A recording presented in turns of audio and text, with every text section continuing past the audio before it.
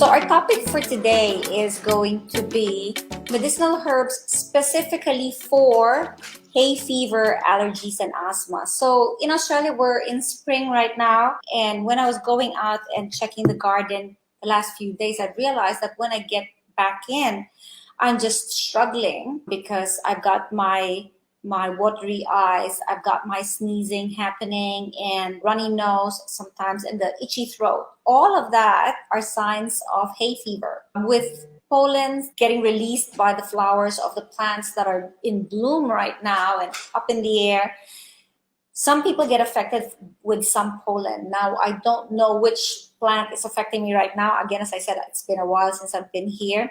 So it's very difficult to try and stay away from it.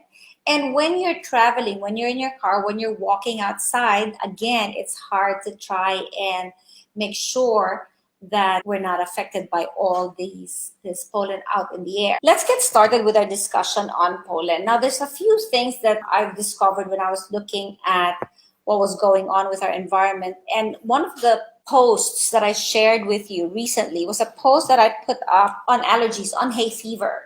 And in that post, I've shared with you an article written on the Star in the UK when they talked about how because of self-isolations or because of people not going out too much, there's less pollution in the environment. And because there's not a lot of additives that's floating around in our air, in the environment, when the pollen actually is released by the plants, they're the only ones that's out there. So the chances of us getting hit by that in a concentration is actually quite high. So in high concentrations, when they hit you, you get affected even worse. I also shared an app with everyone on my Facebook and Instagram post, so check that app. There's an app here in Canberra called Canberra Pollen.